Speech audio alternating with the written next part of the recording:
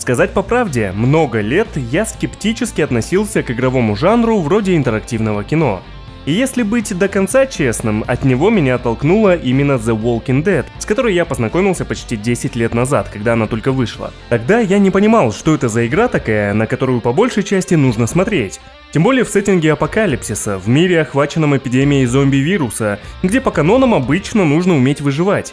Мне, как игроку, хотелось принимать в этом непосредственное участие, а не наблюдать со стороны, лишь изредка принимая решения. Но пару лет назад, когда я стал активнее заниматься каналом, я познакомился с этим жанром ближе, и началось все с Until Dawn, а потом понеслось. Detroit, Man of Medan, Little Hope, теперь House of Ashes, и я люблю каждую из этих игр. Это я еще в Heavy Rain толком не играл. Уинстон Черчилль однажды сказал: «Глуп тот человек, который никогда не меняет своего мнения», и я все чаще и чаще соглашаюсь с этими словами, хотя и понимаю, что они применимы далеко не всегда. Но вот сейчас могу сказать, каким же я был идиотом, делая выводы о чем-то, чего раньше даже толком не касался. Трудно говорить о геймплейной составляющей таких игр, ведь все мы понимаем, что несмотря на фактическую принадлежность к видеоиграм, эти истории по большей части про сюжет, про события, которые следуют за нашими решениями, и фишка в том, что игрок чувствует свою ответственность за действия, слова или бездействие.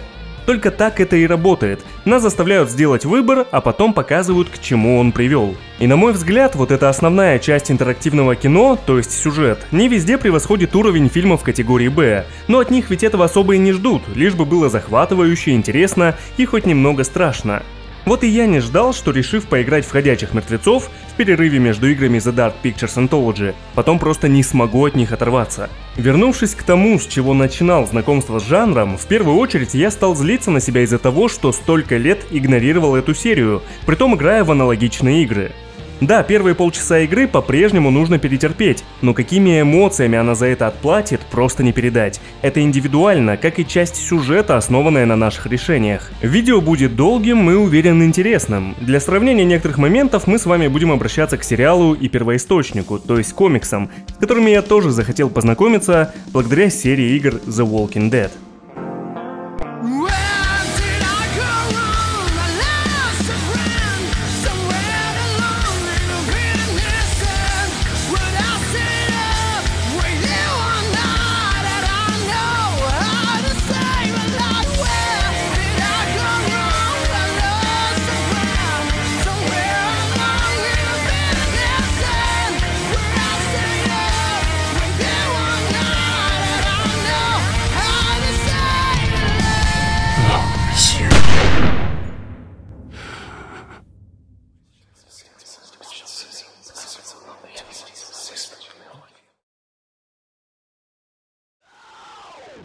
История компании Telltale Games, издателя и разработчика игр, интересна сама по себе еще до старта работы над играми по франшизе The Walking Dead, и для начала я немного расскажу о компании. Telltale — это два слова, соединенные в одно, которые означают «рассказывать историю», чем, собственно, разработчики и занимались в большинстве своих проектов. Вообще, компания была основана в 2004 году тремя бывшими сотрудниками LucasArts. Они изначально планировали выпускать графические приключенческие игры по лицензиям. То есть они заключали договор с владельцем какой-то франшизы и по ее мотивам делали собственный либо сопутствующий проект. Их игры относят к разным жанрам в зависимости от содержания, но технически большинство проектов Telltale — это квесты, и в наше время считается, что именно эта компания вернула интерес игроков к жанру. Тем не менее, их первым самостоятельным проектом был симулятор игры в покер, выпущенный в 2005 году для Windows.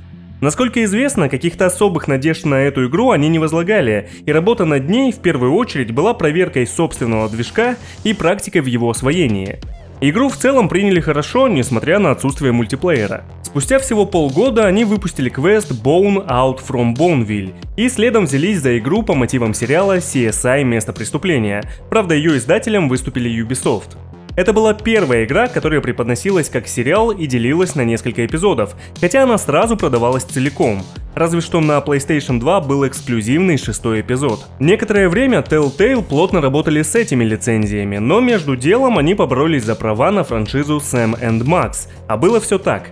Когда компания еще не существовала и основатели были сотрудниками LucasArts, они начали работу над игрой по мотивам комиксов Sam and Max про антропоморфных животных, работающих внештатными полицейскими и частными детективами. Создатель франшизы Стив Персел выступал в качестве консультанта при создании игры, но LucasArts внезапно отменили проект, никому ничего не объяснив. Это было странно, потому что игра вроде как получалась неплохой и должна была стать прямым сиквелом проекта из 90-х. Но, повторюсь, весной 2004 года все свернули. Когда от LucasArts ушла часть сотрудников, создавшая Telltale, они пытались перекупить права на создание игры и продолжить работу над ней, но получили отказ от LucasArts. Как бы ни себе, ни людям, да? Но в 2005 году они сами лишились прав на игру, так как банально истек срок лицензии. И тогда Telltale обратились напрямую к Стиву Перселу, создателю франшизы. Он уже был знаком с ребятами, поэтому охотно передал им права, и они стали активно работать с франшизой, выпустив целых 3 игры, разделенных на эпизоды, в период с 2006 по 2010. Они создавали и другие игры, но на какое-то время именно Sam and Max стала для студии основной франшизой. Небольшую студию можно смело назвать продуктивной, ведь почти каждый год с тех пор они работали над 2-3 проектами. Они получили права на франшизу Уоллес и Громит, помню, даже в детстве играл в какую-то игру. Уже вместе с LucasArts взялись за продолжение серии Monkey Island, популярной среди фанатов квестов еще с 90-х. И также продолжали работать над играми по мотивам сериалов CSI и Закон и порядок. Наиболее знаковым событием для Telltale стало заключение соглашения со студией Universal на создание игр по франшизам «Парк юрского периода» и «Назад в будущее». Наверное, с этих пор компания постепенно стала выходить на более массовый рынок, ведь игры они делали довольно аутентичные и, учитывая жанр, не самые популярные, но они зарекомендовали себя успешно. Их доход рос и привлекалось больше инвесторов. Игра «Назад в будущее» получила теплый прием как от игроков, так и от критиков. В ней реализовали некоторые оригинальные задумки авторов кинотрилогии, например, действия во время Сухого закона. Да они даже привлекли к работе сценаристов фильмов и оригинальных актеров для озвучки. Даже Майкл Джей Фокс в итоге принял участие, несмотря на болезнь. В 1991 году ему поставили диагноз болезнь Паркинсона, и с конца 90-х он активно борется с ней. Актер был вынужден покинуть большое кино, но несмотря на тремор и частичное нарушение речи, он иногда берется за озвучку мультфильмов, игр или небольшие роли в кино и на телевидении, как в случае с проектом Telltale. После не то чтобы громкого, но уверенного успеха этой игры, а также парка юрского периода, в 2011 году Telltale объявили о начале работы над игрой по мотивам комикса Роберта Киркмана «Ходячие мертвецы». В то время как раз прогремел успех одноименного сериала от AMC, и соответственно франшиза была охвачена вниманием аудитории, как фанатов первоисточника, комикса, так и новых. Отец франшизы Роберт Киркман оказался заинтересован созданием игры именно в таком жанре. Он сам любит видеоигры, но не хотел, чтобы «Ходячие мертвецы» стали зомби-шутером, где пули летят градом, а зомби становятся пушечным мясом, собираясь в огромные толпы, как насекомые. По крайней мере, тогда это его смущало. Поэтому он был рад, что к нему за правами обратились Telltale. Студия хотела создать игру именно во вселенной комиксов, а не телесериала. Ведь несмотря на общий первоисточник, все же экранизация во многом от него отходит. Да и было бы странно рассказывать еще одну историю о Рике Граймсе. Странно, потому что эта история уже рассказана, и концепт игры, где мы принимаем решения, которые влияют на будущее, будет противоречить событиям комикса. Там уже все произошло, устоялся собственный канон, и если бы игра брала за основу эту историю, а также привнесла вариативность, то сюжет игры просто поделился бы на каноническое развитие событий и на выбор игроков. А учитывая, что многие уже были знакомы с комиксом и телесериалом, то был риск того, что игроки станут принимать не те решения, которые сами считают правильными, а те, которые им знакомы, которые принимали персонажи в первоисточнике или ТВ-шоу. Telltale были известны тем, что учитывают пожелания фанатов и каноны франшиз, с которыми работают. Даже «Назад в будущее», хоть и не является частью каноничной истории, но она ей не противоречит, а наоборот, отлично вливается, и аудитория это оценила. От признания каноничности ее отделяет только факт самого признания авторами фильмов. Вот и с «Ходячими» хотели сделать что-то подобное. Поэтому история стала полностью оригинальной, и развивается она параллельно событиям комиксов. Все начинается еще в тот момент, когда Рик находится в коме. А когда мы в игре уже познакомились с персонажами, погрузились в события, нашли первое убежище, только тогда Рик приходит в себя в больнице, узнает, что случилось, и отправляется в Атланту. То есть задачей сценаристов было рассказать историю, которая происходит в том же самом мире, где есть даже общие персонажи, но она о совершенно других людях, а игрок может на нее повлиять своими решениями. Так давайте уже поговорим о ней.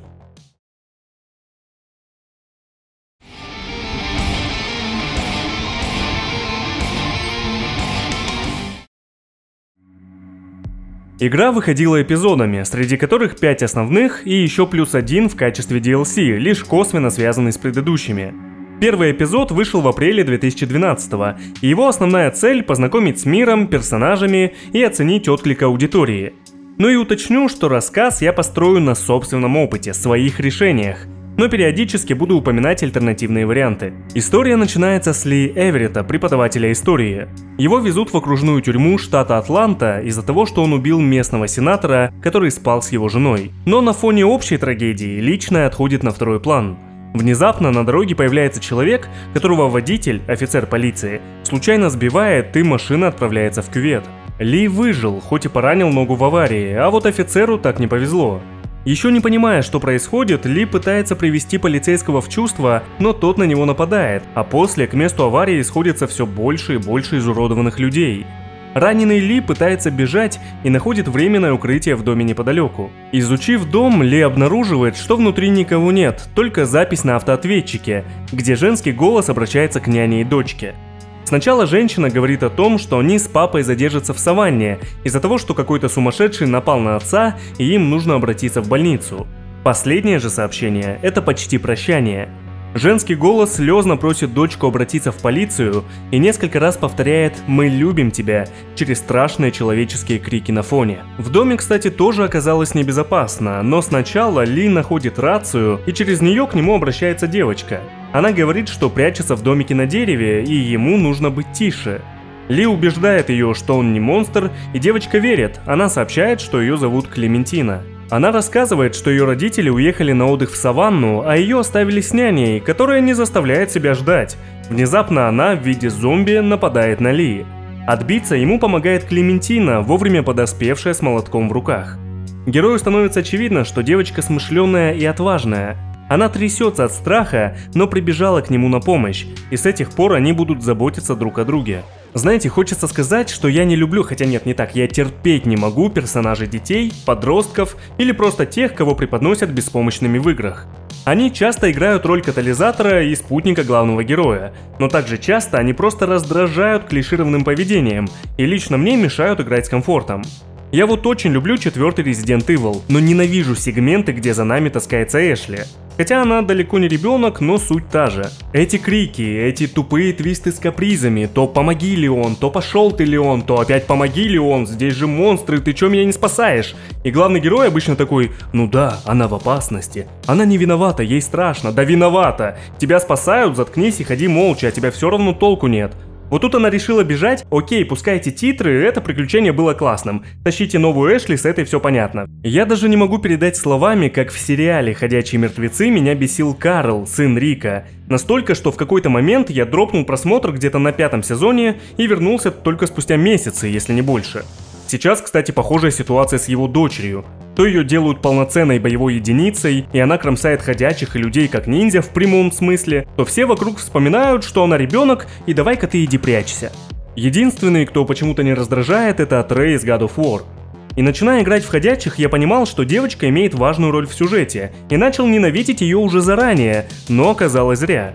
С первой сцены она производит положительное впечатление. Ей страшно, она очевидно не до конца осознает, что происходит, но смогла защитить себя, поняв, что на дерево ходячие не залезут, прихватила молоток и рацию. Она понимает, что Ли сделал с няней, как и то, что это было необходимо. Клементина хочет дождаться родителей, но также осознает, что оставаться здесь нельзя. Они покидают дом и неподалеку встречают Шона Грина и Чета. Хотя если Клем и Ли решают покинуть дом ночью, то Шон будет вместе с полицейским, а Чет уже станет зомби. В любом случае, Шон доставляет героев на ферму своего отца, Хершела Грина. Да, это именно тот старик Хершел, на ферме которого в будущем будет укрываться Рик вместе со своей семьей и группой. И как раз здесь авторы взяли на себя ответственность показать, как Хершел, и без того строгий недоверчивый старик, стал еще более суровым. Если Ли попытается скрыть то, что его везли в тюрьму, как это сделал я, Хершел обязательно это поймет. Он окажет помощь, позволит остаться в амбаре, но попросит уйти как можно скорее. Кстати, думаю, фанаты комикса и сериала узнали амбар. В будущем он будет забит ходячими, и именно здесь, на мой взгляд, произошла самая тяжелая сцена второго сезона и одна из самых драматичных сцен всего сериала. На ферме Ли знакомится с другими выжившими, которых приютил Хершел. Это Кенни, его жена Катя и их сын Даг. И тут придется принимать первое трудное решение. На ферму нападают ходячие и застают врасплох Шона и Дака, а нам нужно решить, кого мы спасем. Я выбрал Шона, но он умрет в любом случае. Наше решение сейчас, как и, кстати, в большинстве случаев, влияет только на будущие взаимоотношения с персонажами. Хершел оценил, что Ли пытался спасти его сына, но он прогнал всех с фермы, посчитав, что они виноваты в смерти Шона. Ну и в чем-то он прав, ведь Кенни мог помочь спасти Шона, но он просто струсил. Герои отправляются в Мейкон, родной город Ли, и встречаются там с группой, которая укрывалась в местной аптеке. Среди них Лили, ее отец Ларри, абсолютно сумасшедший старик, а также Карли, Даг и Глен. Именно тот Глен, который чуть позже отправится в Атланту, встретит Рика и поможет ему спастись от ходячих. Ларри требует прогнать новичков, так как он уверен, что сына Кенни укусили, и вместо того, чтобы просто проверить это, он орет и может размахивать кулаками, а в результате его больное сердце даст о себе знать, и ему потребуется нитроглицерин, который, кстати, добудет Ли, несмотря на конфликт. Карли, являясь журналистом, узнает в Ли убийцу сенатора, и хотя она пытается рассказать ему об этом без свидетелей, их слышит Клементина, для которой сейчас Ли единственная надежда. Лично я решил рассказать девочке правду и не скрывать от нее прошлое, а она попыталась понять. Чтобы достать лекарства, в том числе для Ларри, героям необходимо попасть в закрытое помещение аптеки. И пытаясь найти ключ, игрок поймет, что эта аптека принадлежала родителям Ли, а сам ключ находится в кармане у сотрудника аптеки, ходячего, родного брата Ли. Тем временем Глен отправится в ближайший мотель за припасами, но окажется в ловушке, и Ли с Карли отправятся его спасать. Вместе они зачистят мотель от зомби и встретят там укушенную девушку, которая будет слезно просить пистолет, чтобы застрелиться, ведь она уже знает, какие последствия у укуса. Но Ли должен остаться с ней в этот момент, чтобы потом забрать пистолет. Вернувшись в аптеку, герои открывают помещение с лекарствами, но включается сигнализация, которая привлекает толпу ходячих. Начинается суматоха, и нам приходится решать, кого спасти – Карли или Дага, который помогал достать ключ. Я, как и большинство, выбрал Карли, Дага в итоге сожрали. Герои быстро решают бежать, но прямо у выхода старик Ларри бьет Ли в лицо. Он, оказывается, тоже знает, что Ли убийца, ведь об этом писали газеты, и Ларри ему не доверяет, но, к счастью, героя спасает Кенни. Причем в моем случае он делал это как друг, потому что я заступался за его сына, когда Ларри кричал, что он укушен. Но если за него не впрягаться, то Кенни все равно спасет Ли, но со словами «сегодня никто больше не умрет», даже если он поганый мудила. Герои отправляются в мотель, еще полные надежды, что их спасет правительство. Они решают обосноваться там, а Глен уезжает в Атланту. В мотеле вдруг отключается электричество, метафорично давая понять, что героев уже никто не спасет. И примерно в это время, где-то в больнице, Рик уже пришел в себя и отправился на поиски жены и сына. Наверное, именно второй эпизод позволит игроку понять, нравится ему эта история или нет. Здесь ходячие мертвецы отходят на второй план, но, конечно, остаются на фоне как состояние мира. 3 месяца прошло с финала первого эпизода. Конечно, правительство и военные никого не спасли, и герои выживают как могут. За это время к отряду присоединился Марк, бывший военный. Его охотно приняли в группу, потому что 3 месяца назад у него было много провизии, но теперь и она подошла к концу, а некоторые члены группы стали явно давать понять, Марк был им нужен только когда у него была еда, а теперь он для них бесполезен. К счастью, так считали далеко не все. Во время очередной вылазки Ли и Марк встречают выживших, 2 студентов и их преподавателя, который попал в капкан. Ходячие медленно сходятся на крики, и Ли должен принять решение – убить учителя, попытаться спасти без крови, либо отрезать застрявшую в капкане ногу. И по факту это единственный возможный вариант освободить его. Сцена до боли жуткая. Учитель истошно кричит, когда понимает, что собирается делать Ли. Переломить кости, естественно, не удается с первого раза, а значит, нужно несколько ударов. Во время одного бедняга просто теряет сознание от боли, а все вокруг сводят Ли с ума своими криками. Один требует бросить его и бежать, а другой не останавливаться и попытаться спасти. В любом случае, один из студентов умирает из-за ходячих, а второй, Бен, вместе с учителем оказываются в мотеле выживших. Катя, являясь ветеринаром, пытается оказать учителю помощь, но это бесполезно, он умирает от потери крови. Но внезапно обращается в ходячего и бросается на Катю. Сначала герои давят на Бена, они считают, что он скрывал от них укус на учителя, но студент рассказывает им, что не нужно быть укушенным, чтобы обратиться. Абсолютно каждый превратится в ходячего после смерти. И только теперь герои понимают, что они все уже заражены. Кстати, в лагере назрел серьезный конфликт между Лили, которая взяла лидерство на себя, и Кенни, который совсем с ней не согласен. Честно говоря, лично мне Лили тоже казалась слишком суровой, тем более неподалеку постоянно ворчал ее чокнутый отец Ларри. И так вышло, что она в итоге отдала оставшуюся еду Ли и сказала ему самому решить, кто сегодня поест, а кто останется голодным еще на один день. Таким образом, она хотела заставить Ли почувствовать на себе, какие тяжелые решения она принимает ежедневно. Я, естественно, решил накормить детей. Стоит отметить, здесь резко вспоминаешь, что Клементина всего лишь ребенок. Какой бы смышленой и храброй она ни казалась в начале, но сейчас она негласно напоминает, что ей нужна забота, еда и безопасность. Она играет с Даком и покорно ждет, когда родители выйдут с ней на связь через рацию. Один только Ли помнит сообщение на автоответчике и смотрит на девочку с сожалением. После в лагерь приходят незнакомцы, братья Сент-Джонсы. Им был нужен бензин для генератора, а взамен они предложили еду, которой, по словам, у них на ферме в избытке. Часть отряда, Ли, Карли, Марк и Бен, отправляются с ними, чтобы убедиться в этом, а когда они добираются до фермы и видят, что еды и вправду много, Карли и Бен уходят за остальными, а Марк и Ли остаются на ферме, чтобы помочь братьям и их матери. Ли даже удается починить старую качелю, чтобы Клементина и Дак еще немного побыли детьми. Но и странных событий на ферме происходит достаточно. У Сент-Джонсов всего одна больная корова, хотя, по словам матери семейства, у них полно молока, мяса и других продуктов. Также, когда Ли и Марк помогают восстановить электричество на ограде от ходячих, один из братьев как будто нарочно пустил ток, пока Ли еще держался за ограду, но, к счастью, он остался невредим. Более странно то, что на ферму нападают другие выжившие, как говорят Сент-Джонсы, просто разбойники, но им удается ранить Марка. Хотя, изучив в будущем лагерь разбойников, Ли встретит женщину, которая скажет, что на ферме опасно, а также там он найдет кепку Клементины, которую девочка потеряла совсем недавно. Ближе к вечеру до фермы добираются остальные члены отряда. Ли и Кенни догадываются, что здесь творится что-то неладное, и различными уловками они проникают в закрытую комнату в амбаре. Там все залито кровью, но один из братьев убеждает, что это место для разделки скота. Наконец, мать семейства приглашает голодных и уставших выживших на ужин. Все усаживаются за стол, но Ли решает проверить, как там наверху себя чувствует раненый Марк. И боже, я, конечно, понимал, что весь эпизод это чертова техасская резня бензопилой, но не был готов к такой динамике развития. В тайной комнате Ли нашел Марка, точнее то, что от него осталось, и это по-настоящему пугает. Марк жив, но у него ампутированы ноги, а неподалеку какие-то седативные препараты. Сложив 2 и 2, поняв за секунды, что здесь не может быть еды в изобилии, учитывая одну больную корову и искалеченного Марка, Ли осознает, что прямо сейчас, внизу в столовой, им на ужин подают человека. Ли мчится вниз, и у игрока есть странный, поначалу непонятный выбор: сообщить всем про Марка и этот ужин, закричать, чтобы именно Клементина ничего не ела, или вообще не подавать виду. Я выбрал вариант с Клементиной, и началось. Безумный Ларри стал орать, что Ли несет бред, но он одумался, когда один из братьев взял Клем в заложники.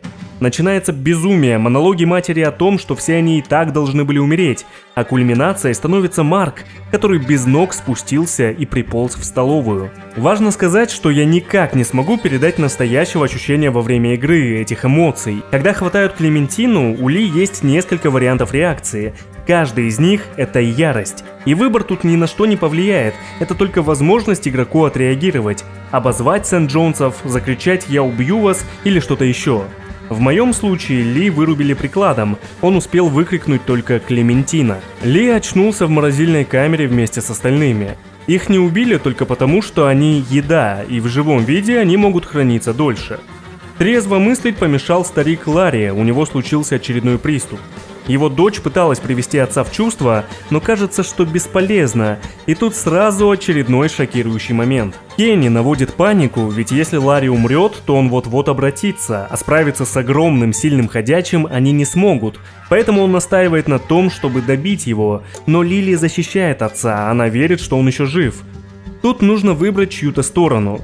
Я выбрал Лили и пытался реанимировать Ларри, но Кенни тоже принял решение. Он бросил на голову старика блок соли. Опять же, для понимания структуры игры. Это случилось бы в любом случае. Наше решение влияет только на то, кого мы поддержим в этой дилемме и кто в будущем поможет нам. То есть на отношения Ли и других персонажей. Наверное, с этих пор мои Ли и Кенни перестали быть друзьями. Благодаря Клементине героям удалось выбраться из камеры, только Лили осталось на минуту оплакать отца. Ли и Кенни встретили в сарае одного из братьев, и так как я поддержал ранее Лили, то в решающий момент Кенни снова струсил и не вступился за Ли, когда это было нужно, но, к счастью, вовремя подоспела Лили. Она ранила Сент-Джонса, и у нас снова есть выбор – убить его или оставить раненым. Я решил прикончить его и сделал бы то же самое со вторым братом, если бы не Клементина, которая все это увидела. На протяжении игры нам пытаются донести мысль, что Ли не хороший парень, он действительно убил сенатора, а Клементина это приняла. Но сейчас он снова у нее на глазах убивает, хотя в этом нет необходимости. Это был первый раз, когда я захотел изменить решение. Герои отправляются за остальными выжившими. Мать семейства умирает в любом случае, ее кусает Марк, превратившийся в ходячего, а второго брата Ли избивает до полусмерти. Его можно добить, но я не стал, как вы уже поняли. Ли и остальные уходят с фермы, которую больше не защищает электрическая ограда.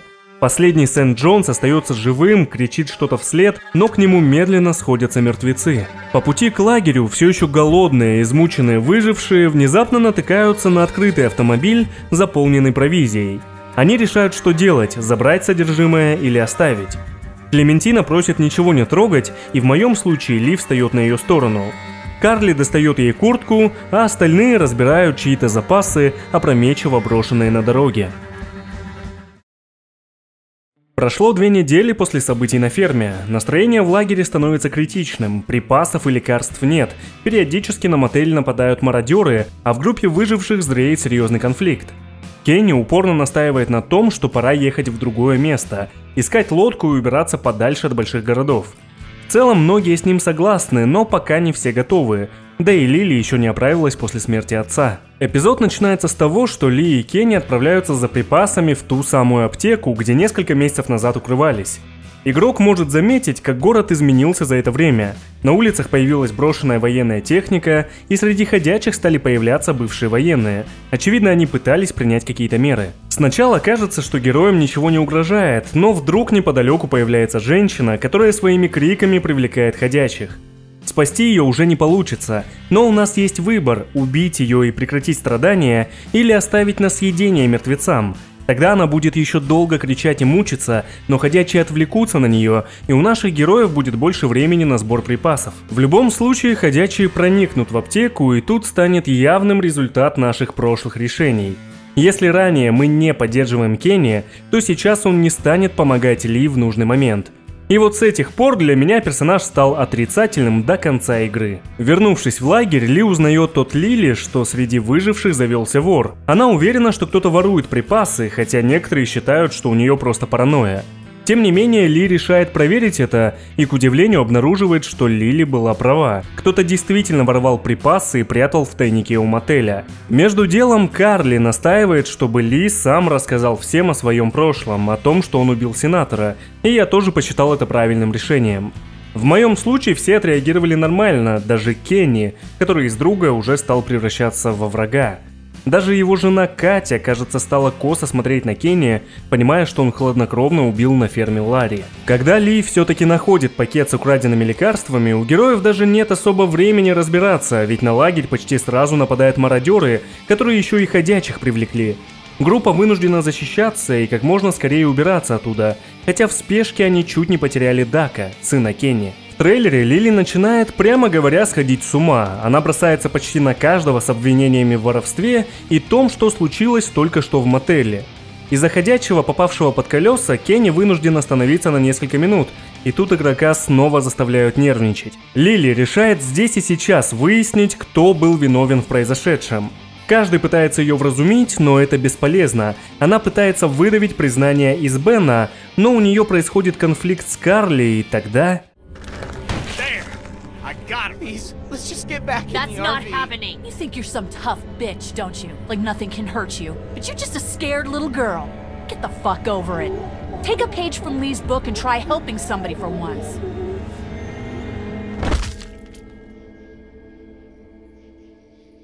Now, what the fuck's the problem?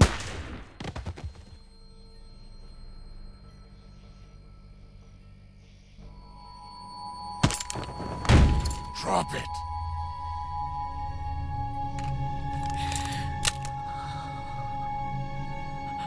Holy fuck. Kenny, what's happening? Get Duck away from the windows. Jesus Christ. Get in. We're leaving this crazy bitch. She couldn't be trusted, Lee. I swear. Please. Just get in. I'll figure out what to do with you. Сказать по правде, в этот момент меня переполняли эмоции, это было неожиданно. У Ли и Карли вроде как завязывались романтические отношения, и казалось, что меня ждет очередная история любви. Может быть, в конце Карли умрет, чтобы вызвать у нас эмоции, но не так, это же не чертова Игра престолов. Но если тогда в аптеке мы бы спасли Дага, то в этот момент он был бы с нами и тоже умер бы, закрыв собой Бена. Когда Кенни называет Лили убийцей, она просто как мразь рассказывает всем, что среди них уже давно настоящий убийца, и это Ли. Только вот в моем случае он же сам всем об этом рассказал по совету Карли, так что перевести внимание не удалось. Не знаю почему, но я решил взять ее с нами дальше, хотя стоило бы бросить прямо на дороге. В трейлере Катя просит Ли подойти, и только ему они с Кенни сообщают, что тогда, сбегая из мотеля, их сын все-таки был укушен. Ли должен как-то объяснить Клементине все происходящее. Объяснить, что совсем скоро ее единственный ровесник, друг, скорее всего умрет. Ей можно и соврать, но лучше сказать все как есть. Еще совсем недавно она играла с Даком, подкладывала ему жуков под подушку, но сейчас ей опять приходится насильно взрослеть. Клементине очень страшно, но она доверяет Ли и искренне пытается понять, как теперь устроен мир. Наверное, здесь уже стоит внести кое-какую ясность. В каждом произведении во франшизе кто-то из героев произносит слова «We are the Walking Dead». We are the Walking Dead. Ходячие мертвецы в названии – это не зомби, заполнившие мир, это люди, которые продолжают выживать. Именно людей в своей франшизе автор называет ходячими мертвецами. Мысль в том, что их нынешний образ жизни и жизнью-то не назовешь. Они вынуждены рисковать каждый день, им приходится остерегаться других людей, которые зачастую опаснее зомби. Им постоянно нужно быть готовыми к тому, что они кого-то потеряют, и ради чего? Ради призрачной надежды, что когда-нибудь они будут снова в безопасности. Тот факт, что они выжили и еще ходят по земле, это просто недоразумение и вопрос времени для каждого по отдельности. Также само собой напрашивается сравнение главных героев в комиксе, сериале и видеоигре. Рик в оригинале, то есть в комиксе, это живой эмоциональный персонаж, который постепенно превращается в сурового и, наверное, отчаянного лидера. Рик в сериале – это, на мой взгляд, большая проблема. С каждым новым сезоном, начиная с 3-го, Рик раздражает все больше и больше. Это очень монотонно, невыносимо душно, и я в это не верю. Вместо живого, напуганного человека, который постепенно становится вынужден возглавить группу, как в оригинале, в сериале показывают полицейского, изначально претендующего на роль лидера, непонятно почему. Ну вот не верится почему-то в его отношения с женой, не верится в то, что ему было тяжело убить своего друга Шейна, что прогнать Кэрол, например, это взвешенное решение, которое он принял, а не каприз на грани безумия, которого, кстати, становится то больше, то меньше. Его решения кажутся непонятными и нелогичными. То он проявляет жестокость где не надо, то решает оставить чудовище в живых. На его внезапное отношение с Мишон вообще смешно смотреть, это выглядит в сериале чужеродно. Фактически у персонажа две эмоции. Он орет и плачет, но тут, признаюсь, иногда очень круто. Либо строит из себя Ноя, у которого есть план с ковчегом, и он вот-вот всех спасет. Не буду сильно углубляться, но я считаю, что Рик в сериале, его сын, дочь, все это такая галиматьяс со шляпой, передающейся по наследству. Давно нужно было взять и выкинуть. Персонаж себя изжил, но нет же, его зачем-то вытягивают. Хотя даже в оригинале он же давно умер. Ли Эверетт не похож ни на одного Рика. Он, повторюсь, не хороший парень, он настоящий убийца и раскаивается за это. Ли понимает отношение других к этому факту, но в то же время он самоотверженно защищает тех, кто в этом нуждается, даже если они не правы. Ли не хочет быть лидером, но он часто вынужден принимать ключевые решения, а потом сам сталкиваться с последствиями. Его единственная цель – защитить Клементину, и не только потому, что за месяц он проникся ей, а еще и потому, что он понимает, если его не станет, другие не смогут или даже не будут ее защищать.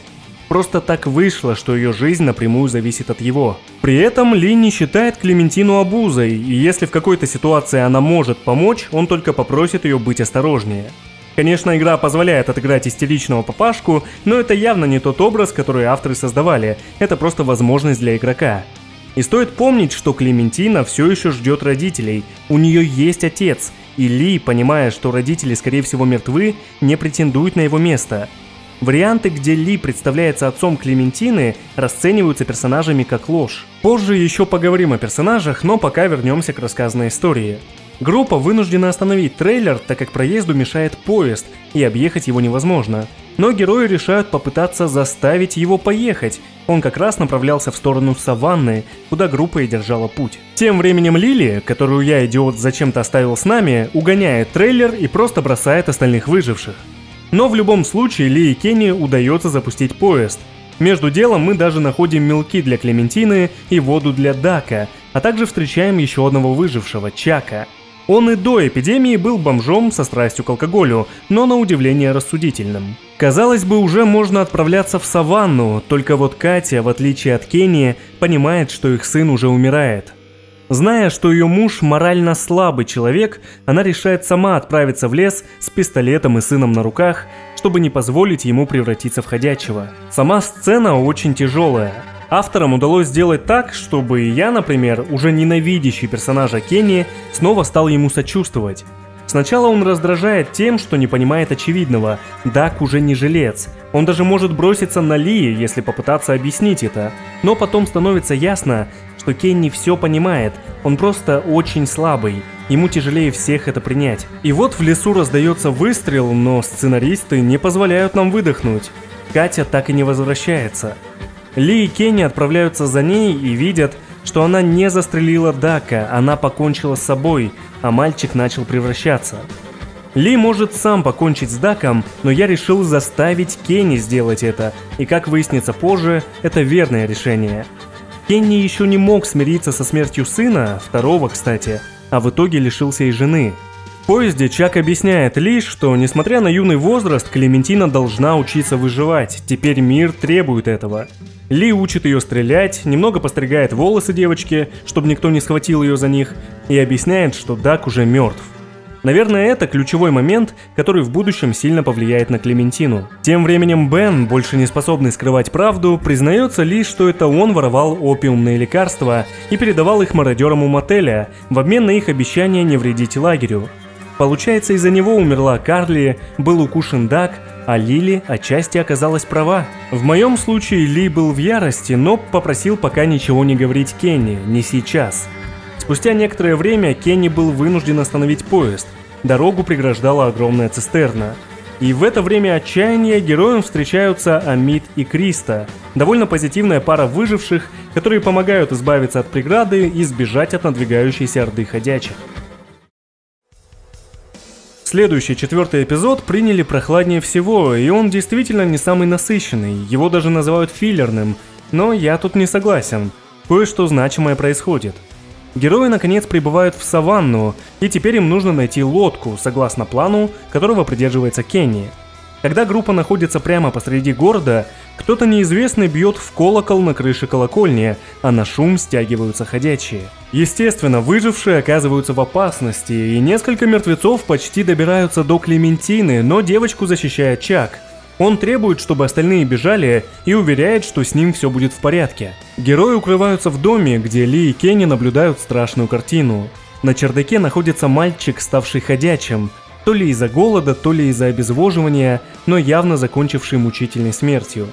Этот мальчик напомнил Кенни о его собственном сыне, поэтому в моем случае Ли сам покончил с ходячим и похоронил его. Позже в доме можно будет найти тела его родителей, трусливо покончивших с собой и бросивших сына. Ли и Кенни отправляются на побережье, но не находят там ни одной пригодной лодки, зато встречают Молли, девушку, которая как раз и била в колокол. Оказалось, что таким образом она передвигается по городу, отвлекая ходячих на какой-то звук. Также за Ли втайне последовала Клементина, и все вместе они снова оказались в опасности. Спасаясь от ходячих, все, кроме Ли, забираются на здание, а он остается вынужден бежать через канализацию. Именно там Ли находит тело Чака, который, очевидно, не смог выбраться после того, как спас Клементину. Пытаясь найти выход из канализации, Ли попадает в помещение другой группы выживших. Они, а также Молли, были членами организации, которая захватила часть города после начала эпидемии и образовала поселение под названием Кроуфорд. Постепенно лидер Кроуфорда стал избавляться от всех немощных, больных и бесполезных, по его мнению, жителей. Он стал прогонять каждого, кто не представлял ценности для группы. Таким образом, он прогнал людей, которых Ли повстречал. Все они были бывшими онкобольными. Тем временем Кенни все же находит лодку, причем прямо в гараже того дома, где они укрылись. Только теперь группе нужно топливо и аккумулятор для лодки, а также антибиотики для Амида, который поранил ногу. Герои объединяются с теми людьми, которых встретил Ли, чтобы вместе проникнуть на территорию Кроуфорда. Оказавшись там, они обнаруживают, что в Кроуфорде нет ни единой живой души, только толпа ходячих. Причем за одним из них целенаправленно бежала Молли. Выяснится, что при жизни этот человек был врачом в Кроуфорде, который требовал от Молли особые услуги в обмен на его молчание о том, что младшая сестра девушки страдает от диабета. Напомню, из Кроуфорда прогоняли всех больных. Также, по одной из видеозаписей, герои поймут, что вспышка эпидемии в поселении началась из-за того, что какая-то девушка не хотела прерывать беременность, как должна была по местным правилам. Поэтому она сбежала, убив того врача и каждого, кого встречала на пути. Они обратились в ходячих, и началось. Возможно, чувствуя, что конец близок, Бен решает признаться Кенни, что по его вине укусили Дака и, соответственно, застрелилась Катя. Бен попрощался бы с жизнью, если бы не Ли, который успокоил Кенни. В будущем, когда герои найдут все, что необходимо, они будут выбираться через крыши, и Бен окажется на грани жизни и смерти, а нам придется решать, бросить его или спасти. Я решил рискнуть и спас Бена. Вернувшись в дом, один из группы онкобольных предлагает Ли забрать Клементину, так как с ними ей будет безопаснее, но девочка, конечно, остается. Перед сном она спрашивает у Ли, когда они отправятся искать ее родителей, ведь они где-то здесь, в саванне, и у нас есть возможность признаться, что, скорее всего, они мертвы. Игра так устроена, что с персонажами важно быть честным. На следующее утро Ли обнаруживает, что Клементина пропала. Неподалеку он находит ее рацию, но в этот момент ходячий кусает Ли за руку. Через рацию с Клементиной общался неизвестный человек, который следил за группой, и очевидно, теперь он похитил девочку, а Ли немедленно отправляется на ее поиски. Это, пожалуй, ключевой момент всей игры, ведь именно сейчас подводятся итоги наших решений и взаимоотношений с персонажами. Остальные члены группы решают, кто отправится вместе с Ли. В моем случае герой рассказал про укус, и его поддержали все, кроме Кенни, но возможны различные варианты. Лучше, конечно, если отправится вся группа. В худшем случае Ли пойдет один. Герои отправляются в убежище онкобольных в морге, но обнаруживают его пустым. Ни людей, ни припасов. Из-за укуса Ли становится все хуже и хуже, и нужно принять решение, постараться спасти его жизнь и отрезать руку, или оставить все как есть. Конечно, я знал, чем все закончится, но решил хотя бы попробовать. В моем случае Криста ампутировала руку Ли, и в таком виде спустя время он отправился дальше. Вернувшись в свое убежище, они обнаруживают, что группа онкобольных украли лодку Кенни, а так как он не пошел с нами, его самого они вырубили. Но забегая наперед, скажу, что они все равно умрут. Но и нашей группе угрожает толпа ходячих, которые загнали героев на чердак. Там у Ли и Кенни произошел очередной конфликт, правда в этот раз в итоге они помирились. Группа понимает, что единственный способ выбраться из дома – это проломить стену и уйти по крышам. В целом, вся эта сцена выглядит как момент откровений. Некоторые герои понимают, что Криста беременна, другие оставляют конфликты в прошлом, и, кажется, даже Кенни пытается простить Бена. И думаю, все понимают, к чему ведут такие сцены. Когда выжившие пытаются перебраться на крышу, Бену это не удается, и он падает прямо на улицу. Правда, если бы я позволил ему умереть еще раньше, то этой сцены бы не произошло. Вместо этого в другом месте упала бы Криста, и пришлось бы спасать ее. Но в моей истории сорвался Бен, и, как ни странно, спасать его помчался Кенни. Дело в том, что Ли ранее смог донести до Кенни, что Бен раскаивается за то, что случилось с Даком и Катей. Ему самому, возможно, не легче, и Кенни нашел в себе силы простить его. Внизу Ли и Кенни обнаружили, что Бен жив, но, очевидно, ненадолго. Он упал прямо на прутья, которые пронзили его тело насквозь. На крики парня стали сходиться мертвецы, и Кенни заставил Ли уйти, закрыв перед ним решетку, чтобы он пошел и спас Клементину. А сам Кенни остался с Беном в толпе ходячих, надеясь, что успеет хотя бы застрелить его, чтобы прекратить страдания. От всей группы остались только Ли, Криста и Амид. Они направились в отель, где похититель держал Клементину. Тот же отель в Саванне, где находились ее родители, когда началась эпидемия. Ли становилось все хуже и хуже, ампутация не помогла. Герои пытались по вывеске перебраться на другую крышу, но она обрушилась и разделила их. Таким образом, только Ли оказался на нужной стороне. Он попросил Амида и Кристу дождаться Клементину, не уходить, пока она не появится, и в будущем позаботиться о ней. Ли уже было нечего терять, кроме Клементины, которой он обещал, что с ней все будет в порядке. Он спустился на улицу и пошел прямо через толпу зомби к отелю, и, пожалуй, с ужасом для себя обнаружил, что они на него почти не реагируют. Они уже принимали Ли за своего. У отеля герой замечает знакомый автомобиль, а войдя в здание, знакомится с похитителем. Этот человек был владельцем машины с припасами, которую обнаружила группа, когда выбиралась с фермы, и которую они решили разворовать.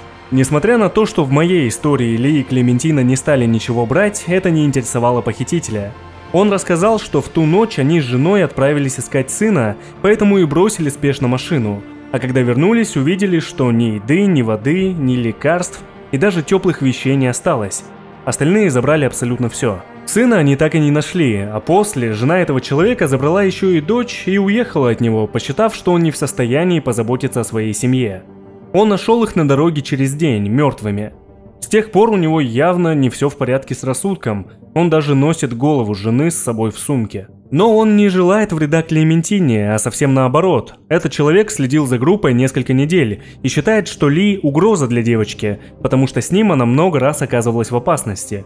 А он предлагает защитить ее, и, как мы понимаем, отказаться от этого предложения нельзя. Он готовился убить Ли, но на помощь пришла Клементина. Началась драка, которую изнеможденный и лишенный руки Ли, скорее всего, не пережил бы, если бы не Клем. Она застрелила похитителя точным выстрелом в голову, как Ли учил ее, только он надеялся, что ей не придется стрелять в людей. Герой догадался, что трупный запах может замаскировать девочку от ходячих, поэтому он измазал ее внутренностями мертвеца, лежавшего в отеле, и вместе они пошли через толпу ходячих. Ли ни разу не обещал Клементине, что они найдут ее родителей, но, к сожалению, они их нашли.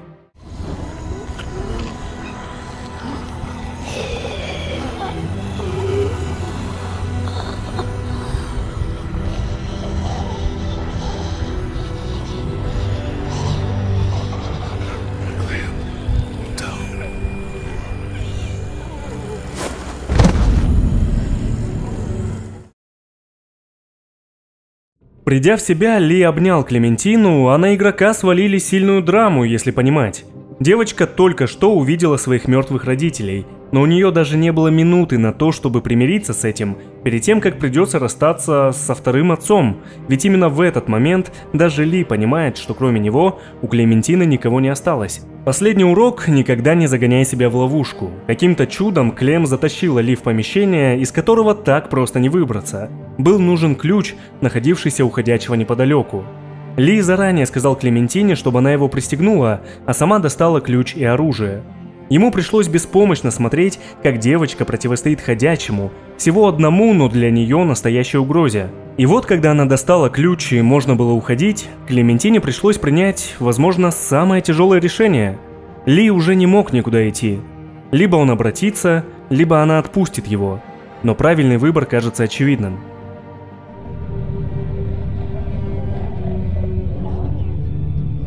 My turn, honey. If I do, it won't be good. No, you can't. You can't do that. Trust me, Clem. I don't want to. I'm trying. I'm trying. My parents. It's so horrible. I can't imagine, sweet pea. And now, you? Please. Please don't be one of them. Please don't become a walker. There's only one thing you can do. You know that. I don't know if I can.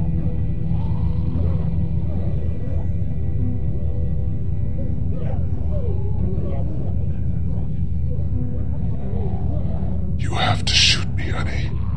Lee, no. It's okay. It's okay. Megan, first days we met. Do you remember? Yeah, I do. When I went out to rescue that boy Glenn, we met a girl. She'd been bitten too. All she wanted was to not come back as a walker. Lee?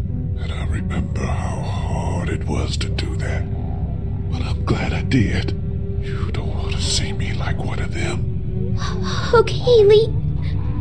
I can do it. I can.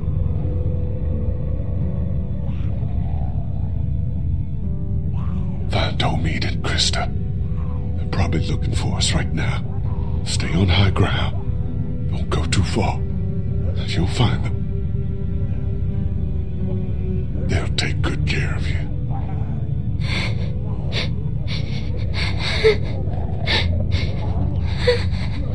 And Clem.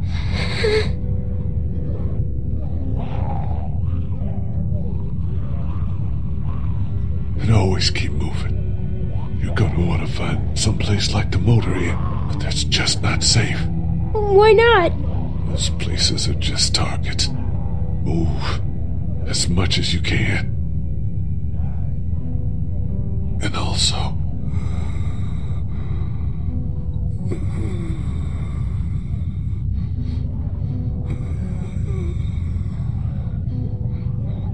What is it? no, don't worry. All right.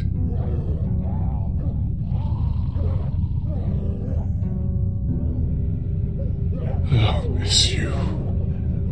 Me too.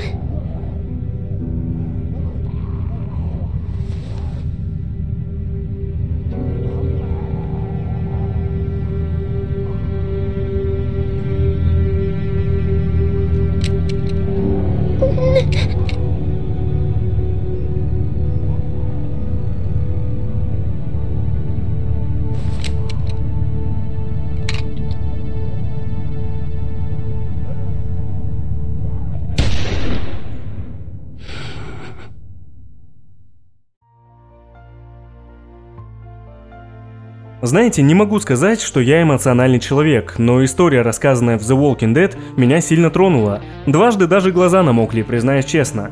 За эти часы, которые мы должны провести вместе с Ли и другими персонажами, к ним чертовски привыкаешь. Конечно, спустя столько лет после выхода игры, естественно, я знал, чем все закончится, спойлеров было невозможно избежать. Но все равно внутри была надежда, что этот финал не единственный возможный, что как-то получится спасти Ли. И должен сказать, что дело не только в концовке, то есть мы не должны терпеть игру несколько часов, чтобы лишь в конце проявить эмоции. Они настигают на каждом шагу. Это удивление, когда Кенни отказывается помочь, это злость, когда Лили убивает Карли или Дага. Даже когда Кенни вынужден попрощаться со своей семьей, как бы к тому времени он не бесил меня, все равно не хочется, чтобы это с ним происходило. Смотреть на то, как родители прощаются с ребенком, пусть и в игре, это было прям тяжело. Конечно, это заслуга не только сценаристов, но и актеров. Я посмотрел записи процесса озвучки и понял, что они не просто сделали свою работу, они переживали эти моменты вместе с персонажами. Дэйв Фенней, озвучивший Ли, по-настоящему плакал у микрофона, хотя персонаж этого не делал. Но и другие справились отлично. Мелисса Хатчинсон мастерски переключалась на голос Клементины. Гэвин Хэммон не просто озвучил Кенни, он заставил игроков сочувствовать ему и ненавидеть, когда это необходимо. Да, The Walking Dead — это не столько игра, сколько история, и вряд ли с этим можно поспорить. Что касается геймплея, он даже не такой динамичный, как в играх, например, серии The Dark Pictures Anthology. Там важно быстро реагировать и моментально принимать решения, следить за деталями и подсказками. Здесь таких моментов минимум. Мы в основном решаем, что персонаж скажет, и реже, что он сделает. Но время на это, конечно, тоже ограничено. Если в вышеупомянутой франшизе нет определенной последовательности действий, то у Telltale она все-таки присутствует. То есть, если вовремя не нажать какую-то кнопку, то персонаж может умереть и сцена запустится заново, придется ее переиграть. Даже возможность выбора, она скорее номинальная, ведь все, что должно случиться, почти всегда случается. Если мы должны попасть на ферму Хершела, то неважно, выйдем мы из дома днем или ночью, мы все равно встретим его сына, но при разных обстоятельствах. Если Ларри должен был умереть, то он умрет. От нас зависит только то, как и с кем мы выстроим отношения. Ли должен умереть, но мы решаем, кто проводит его к финалу и каким его будут помнить выжившие персонажи.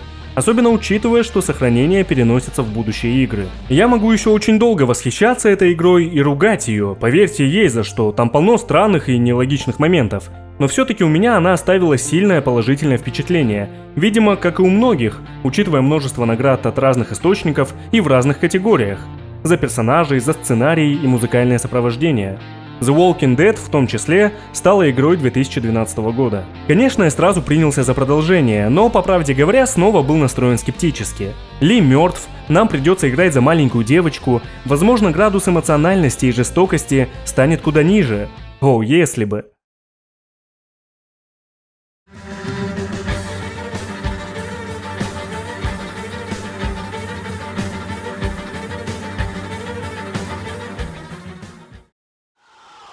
За полгода до второго сезона команда выпустила DLC к первому с подзаголовком 400 дней.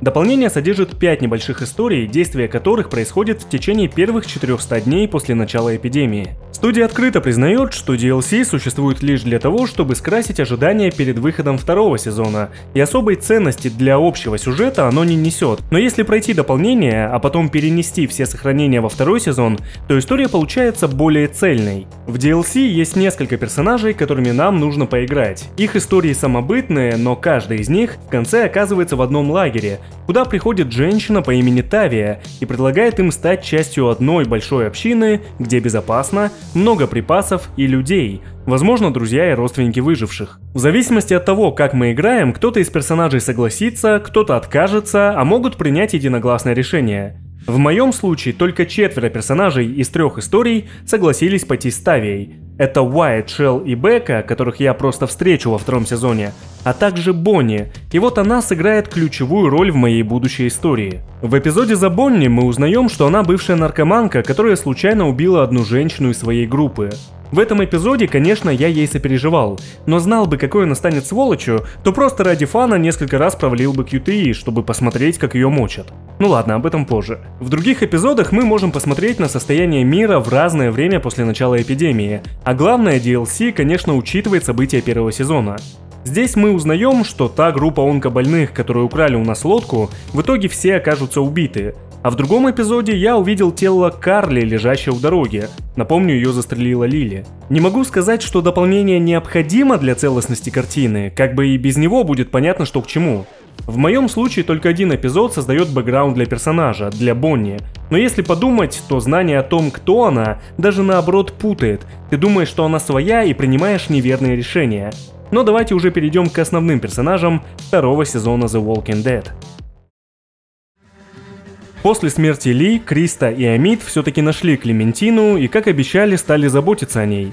Игра начинается спустя 8 месяцев, когда герои натыкаются на заброшенную заправку и решают обследовать ее. Кстати, эту заправку часто показывают в дополнении. Клементина заходит в уборную, где на нее нападает незнакомая девушка. Она забирает пистолет девочки и пытается найти что-то полезное в ее рюкзаке.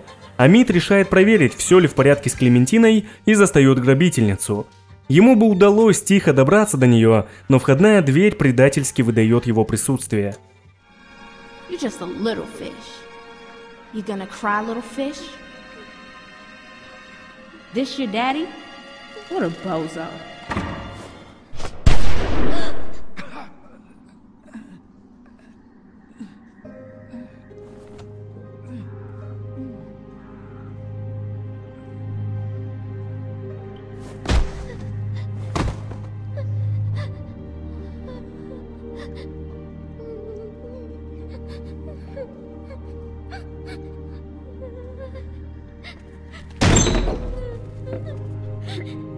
I didn't mean to. I didn't mean to. I didn't mean to.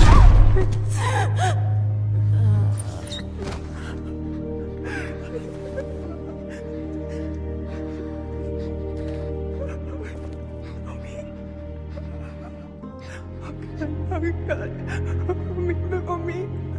Homie, can you hear me? Homie.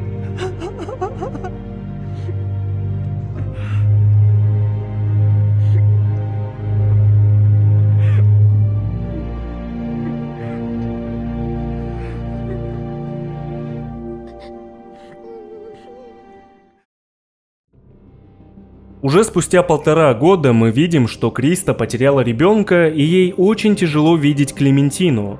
Об этом прямо не говорится, но из диалогов можно понять, что она до сих пор злится на девочку, и Клементина это понимает, но деваться ей некуда. Она даже костер не может разжечь сама, как ей выжить самостоятельно? Ответ на вопрос мы узнаем совсем скоро. На них нападают другие выжившие, и Криста просит Клементину бежать. Девочка ловко уворачивается от мародеров и ходячих в ночном лесу, и в итоге ей удается выбраться, но свалившись в реку, она теряет сознание, а приходит в себя только утром. В лесу Клементина встречает пса по кличке Сэм, кличка была написана на ошейнике.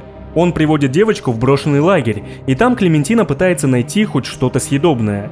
Между делом она общается с псом, как обычный ребенок, рассказывает ему, что ходячие медленные и глупые, показывает, как справляется с ними на одном из привязанных неподалеку мертвецов, и может даже уделить время развлечениям, покидать Сэмом фрисби. В итоге Клементина находит какую-то консерву, начинает кушать, а пес смотрит голодными глазами и скулит. Меня как игрока этот момент почему-то очень тронул. Маленькая девочка, лет 11, несколько часов назад потеряла единственного взрослого, сбежала от мародеров, от ходячих и чуть не утонула. И вот она, уставшая, толком не евшая несколько дней, добралась наконец до банки какой-то фасоли, нашла нового друга и получила пару минут на передышку. Становится радостно за вымышленного персонажа. Естественно, у нас есть выбор: поделиться с псом или съесть все самой. Но что бы мы ни выбрали, игра даст нам пощечину и как бы скажет: ты случайно не забыл, о чем эта история? Я, очевидно, забыл и решил поделиться едой. I guess you're pretty hungry too.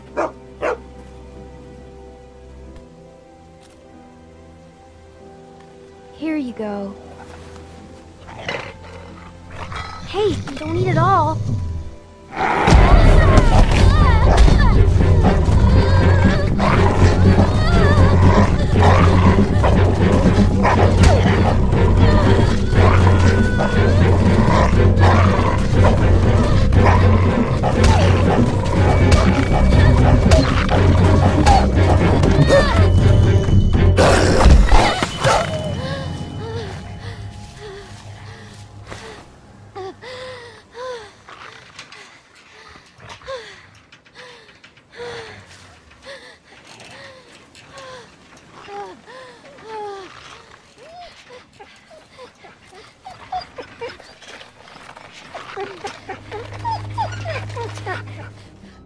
Ну а если с ним не поделиться, он все равно бросится. Дальше мы можем только решить, оставить Сэма мучиться или прекратить страдания. И знаете, я не стал делать из собаки злодея в этой сцене. Это же логичный исход, он тоже, скорее всего, много дней не ел. Это животное. До меня тут авторы донесли только одну мысль. Клементина все еще наивный ребенок. Она и подумать не могла, что такое случится. Но урок она усвоила. В лесу на Клем нападают ходячие, но ее спасают Пит и его племянник Люк. Они приглашают девочку к себе, но по пути замечают ее укус на руке. И опять становится не по себе. Сначала Люк само дружелюбие и забота, но как только видит укус, он сразу бросает Клем на землю как мешок. Взрослые до конца не верят, что это укус собаки, а не ходячего, но все же решают отвезти Клементину в свой лагерь. Там ее чуть не застрелил другой племянник Пита. Остальные при ней же обсуждают убить ее, отрезать руку или запереть до утра в сарае. Никто не видит ребенка, все видят угрозу. Среди этой группы есть врач, и Клем очень просит обработать ее рану, но он отказывается тратить медикаменты на того, кто, возможно, укушен ходячим. Ее запирают в сарае, но Клем сама проникает в дом, находит себе перекись, нить с иглой и марлю. Также она знакомится с дочерью врача, Сарой, девушкой чуть старше физически, но не морально. Клем возвращается в сарай и сама обрабатывает и зашивает себе рану, причем каждое движение должен выполнить игрок под невыносимые крики Клементины. Естественно, у сарая появляется мертвец, и сначала безоружная Клем сама с ним справляется. А только потом туда прибегают остальные, видят, что девочка зашила себе руку, убила ходячего и, судя по лицу, готова убить еще кого-то. И теперь они решают, наконец, накормить ее. Одна из выживших, Ребекка, беременна. Она очень агрессивно настроена к девочке, и мне это даже понравилось. Суть в том, что когда Клем проникла в дом, она спряталась и случайно узнала, что ребенок Ребекки, возможно, не от ее мужа. И теперь мне удалось построить с ней очень суровый диалог, в котором Клементина дала понять: «Перестань закапывать меня, и я не закопаю тебя». Кстати, Люк извинился перед Клем за себя и поведение остальных. На следующее утро Клементина, Пит и его второй племянник Ник, который чуть не застрелил Клем ранее, отправляются к реке, где на них нападают ходячие. И Клем должна решить, кому она поможет. Я выбрал Пита. Старика укусили, некоторое время они с девочкой прятались в заброшенном трейлере, но позже Клементина отправилась за помощью, так как их там никто не нашел. Люк, Ребекка и остальные отправляются на поиски Ника и Пита, а в дом наведывается некто Карвер, человек, от которого почему-то эта группа скрывается. Кроме Клементины в доме еще Сара, которая прячется, и Карвер это понимает, но уходит, не предпринимая никаких действий, так как он пришел в одиночку. Когда остальные вернулись, Клем описала им визитера, и они поняли, что пора бежать. Карвер – глава той самой большой общины, куда Тавия приглашала выживших из дополнения. И если смотрели сериал, то этот персонаж напомнит вам губернатора, деспотичный лидер, сумевший создать большую общину, прикрывающийся общим благом, хотя на деле Карвер не более чем садист. Можно было бы сравнить с Ниганом, но Карвер не настолько безумный. Ему в первую очередь нужна Ребекка, так как, судя по всему, она беременна от него, а также он не может просить остальных за то, что они сбежали из его общины, но готов дать им второй шанс. Говоря прямо, они либо вернутся к нему, либо умрут. Герои уходят через лес на север. Ходят слухи, что где-то там есть безопасное место, и, кстати, туда же держали путь Криста и Клементина. В лесу они находят то место, трейлер, где остался Пит, но он уже был мертв. Через несколько дней в пути группа замечает дом на горнолыжной базе и решают укрыться там на время, ведь, судя по всему, Карвер и его люди следуют прямо по пятам. Люк и Клементина отправляются на разведку и встречают вооруженного парня на мосту. Когда выясняется, что никто никому не представляет опасности, он предлагает ему убежище в своем доме, но вдруг появляется Ник и убивает его, посчитав, что он угрожал Люку и Клем. Группа обыскивает домик этого парня, и Клементина находит его охотничий нож с особой гравировкой. В будущем эта находка сыграет роль, а также она нашла консервированные персики. Муж Ребекки просит Клементину не говорить остальным, сколько еды она нашла, потому что Ребекка беременна и ест за двоих, а еды очень не хватает. Я согласился и отдал часть еды им. С этих пор отношения между Клем и Ребеккой стали становиться лучше. Когда герои наконец добрались до горнолыжной базы, игрока ожидает сюрприз, и на тот момент он показался мне очень приятным почему-то.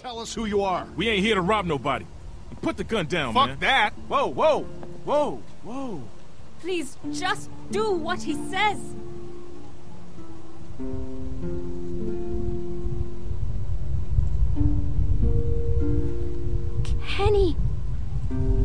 Wait, you know this guy? Clementine?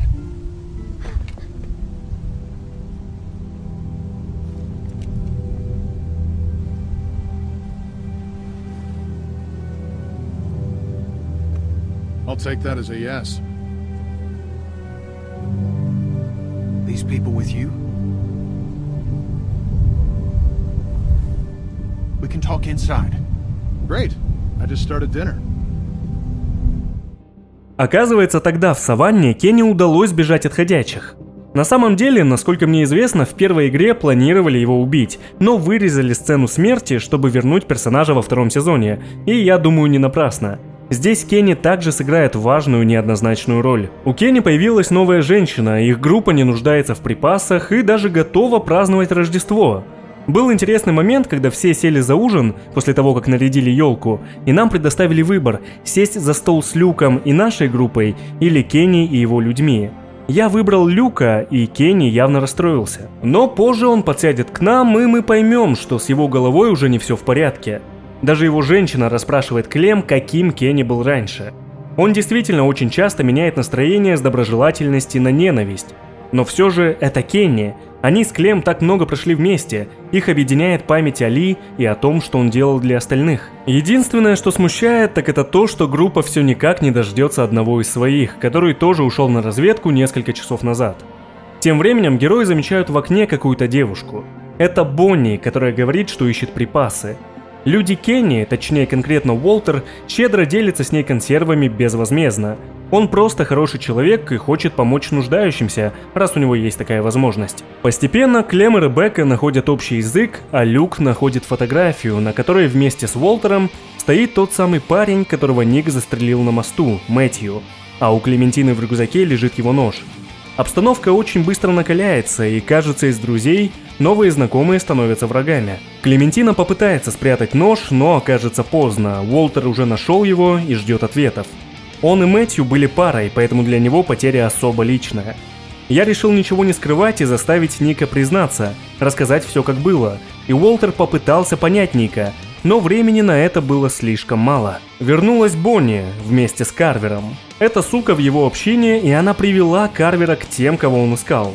В первую очередь ему нужна Ребекка и его ребенок, но он в любом случае убьет Уолтера. Клементина нашла Кенни, и он попытался перестрелять людей Карвера, но последний взял в плен остальных, и у них не было выбора, кроме как сдаться. Всех выживших Карвер вернул в свою общину, один только Люк успел улизнуть до того, как все началось. В общине героев сажают в импровизированную тюрьму и знакомят с Реджи, персонажем, который помог Люку, Ребекке и остальным сбежать ранее. Он тоже был наказан, лишился руки, вроде как из-за укуса, и теперь очевидно, что Карвер сломал его морально. Реджи боится его и беспрекословно подчиняется. Становится ясно, что тут к чему. В общине деспотичные правила, всех заставляют работать, и вроде это неплохо, но за малейшую провинность Карвер может убить. Героев вводят на принудительные работы, и Клементине приходится работать с Бонни. Девушка вроде понимает свою вину, ей совестно, и она пытается объяснить, что не могла поступить иначе. Не могла не сообщить Карверу, что выжившие на горнолыжной базе. Бонни даже подарит Клем куртку в знак примирения, и в этот момент с ней лучше дружить. Очевидно, отсюда нужно бежать, и Бонни может помочь. Она сама побаивается Карвера. Он и вправду не в себе. Напомню, среди нашей группы есть девушка Сара, и по развитию она совсем как ребенок. Так вот, она малость провинится, и Карвер заставит ее отца дать ей пощечину, да так, чтобы, цитирую, «выбить все дерьмо». И это не более чем акт садизма. Тем временем Люк доберется до общины и спрячется, пытаясь помочь своей группе, но его все равно поймают. В заперти, кстати, герои познакомятся с еще двумя людьми – Майком и Джейн. Оба не очень общительные, но тоже хотят выбраться. Группа решает, что им нужна рация, чтобы во время побега знать, где находятся охранники. Но так как Люка схватили, план провалился. Он не сможет помочь. Но Клементина уже украла рацию, и Карвер это обнаружил. Но Кенни берет вину на себя, и Карвер избивает его так сильно, что Кенни лишается глаза. Правда, Кенни приходит в себя, и побег остается в силе. Герои решают проникнуть в кабинет Карвера и включить громкоговорители, чтобы привлечь к общине толпу ходячих. Начнется суматоха, во время которой Бонни поможет группе выбраться, а после они измажутся внутренностями ходячих, чтобы пройти через толпу. Бонни и раньше хотела сбежать, но решилась после того, как Карвер хладнокровно убил Реджи. Она наконец поняла, что их лидер – сумасшедший деспот. Группа отправляет Клем включить громкоговорители, так как только она сможет проникнуть в кабинет незамеченной. И все вроде пойдет по плану, но Карвер поймет, что к чему, и остановит команду. Благодаря Клементине его удается скрутить, и Кенни решает свести с ним счеты с помощью лома. Большая часть команды не станет на это смотреть, Кенни прогонит их, но останется Ребекка, ведь Карвер убил недавно ее мужа, и она хочет отомстить. А также в моем случае осталась Клементина. Они смотрели от и до, как Кенни избивает Карвера, а он перед смертью похвалил Клементину, сказав, что она такая же, как он, она выживет, если не будет обременена другими. На самом деле у меня было именно желание досмотреть казнь Карвера, и я хотел, чтобы Клем осталась, потому что Карвер очень жестокий персонаж. В итоге герои измажутся внутренностями и пойдут через толпу, но отца Сары подстрелят, и на него бросятся ходячие, из-за чего девушка сбежит в панике, а возлюбленную Кенни укусят за руку. У Клементины будет выбор – убить ходячего, который кусает, или сразу рубить руку, чтобы зараза не распространилась. Я выбрал руку, и эпизод закончился криком, от которого кровь стынет в жилах.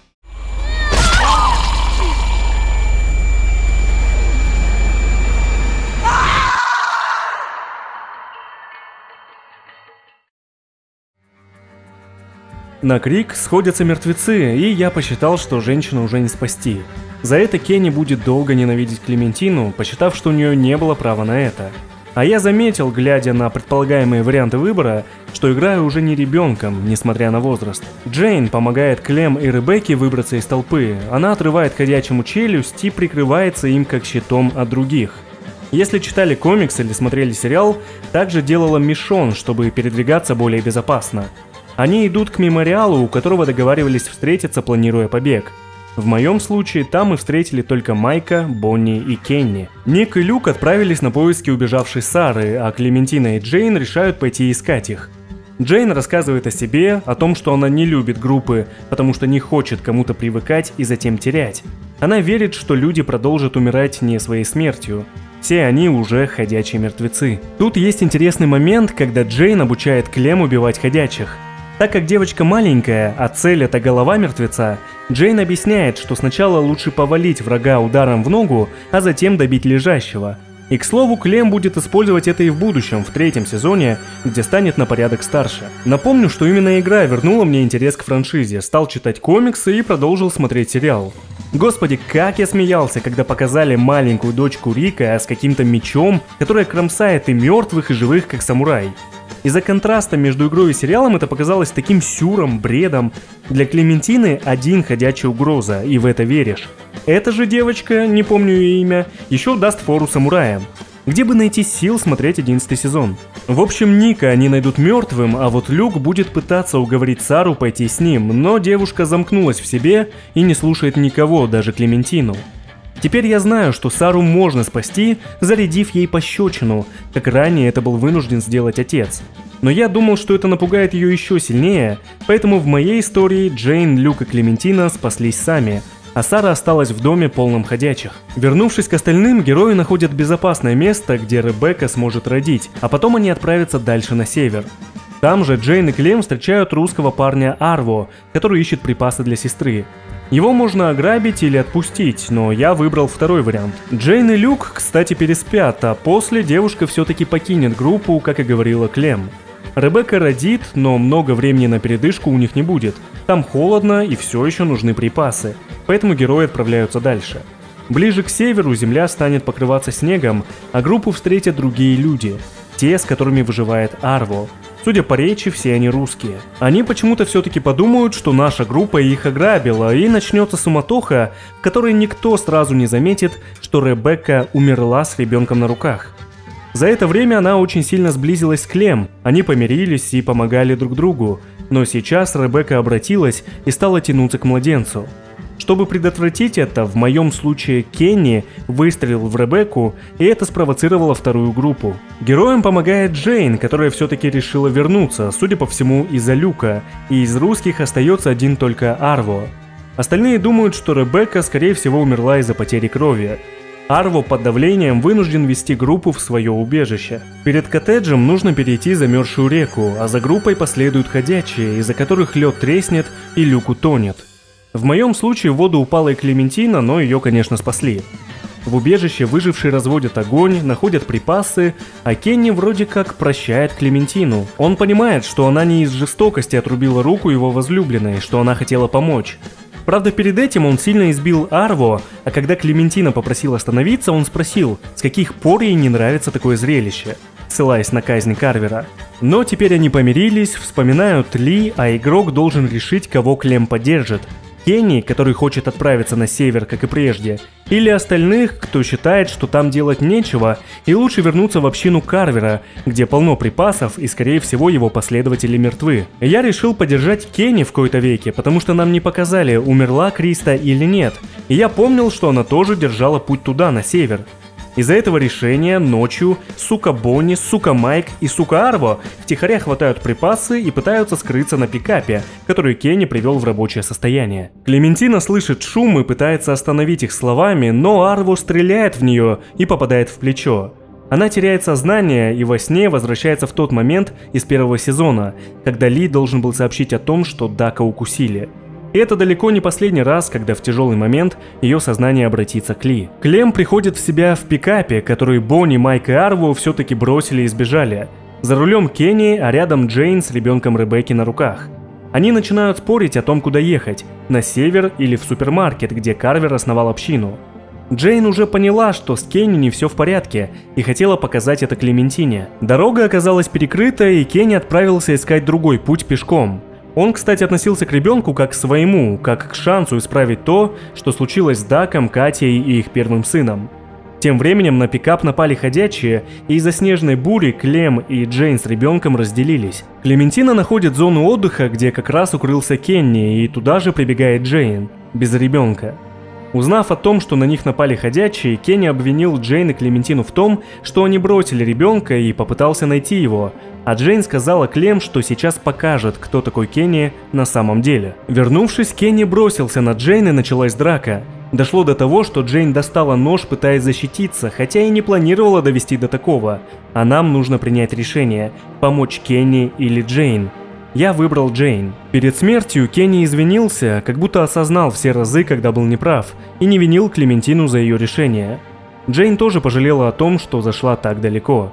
На самом деле она просто спрятала ребенка, чтобы показать Клем, насколько жестоким и безумным может быть Кенни. В моей истории Клем, Джейн и младенец Эй-Джей возвращаются в общину, которая действительно оказывается без людей. Там полно припасов, и к нам приходит семья с ребенком, которые умоляют их впустить. И я, дурак, соглашаюсь. Они еще так трогательно благодарят нас и обнимают. Ох, знал бы я, чем продолжится мой финал, то поступил бы совсем иначе. Ведь в третьем сезоне, узнав продолжение этих событий, я хотел удалить сохранение и начать все заново. Но об этом я расскажу в следующем видео. У концовки 3 варианта. Клементина может помочь Кенни, но уйти от него с ребенком, поняв, что он уже давно не в себе. Может остаться с ним и отправиться в Веллингтон на север, где действительно есть большая община, но она переполнена, и туда соглашаются пустить только детей. Тут тоже есть развилка, можно войти с Эй-Джеем или остаться с Кенни. Но в любом из финалов, в конце Клементина уже совершенно другой персонаж. Физически ребенок, но морально сильнее любого, кого мы встречали на пути, и в будущем это станет явным. История во втором сезоне ничем не хуже, а может даже лучше, чем в первом. Когда ты играешь за маленькую девочку и видишь, что с ней происходит, это очень давит морально. Когда в игре бьют взрослого человека, это просто сцена. Когда персонаж ребенок, это жестокая сцена. А учитывая все, что произошло, можно сказать, что Клементина выдержала много жестокости. Потеря Ли, отношения Кристы после смерти Амида, нападение собаки, отказ в помощи с раной на руке, ответственность во время побега от Карвера и отношения Кенни после попытки спасти его возлюбленную. Сара, которая кричит имя Клементины перед смертью, выстрел Арво и тяжелое решение в конце. Пройдя все это вместе с Клементиной, ну невозможно ей не проникнуться, а со стороны сюжета персонаж не может остаться прежним. Не знаю, в какой точно момент знакомая нам Клементина исчезла. Может, ее все-таки порвала собака, или она умерла от заражения, может, ее застрелили или насильно заставили стать взрослой. В любом случае, то, каким мы сделали персонажа в этой игре, обернется для нас последствиями в следующей. Ну а что ждет героев, а также что случилось с самой студией Telltale, узнаем совсем скоро.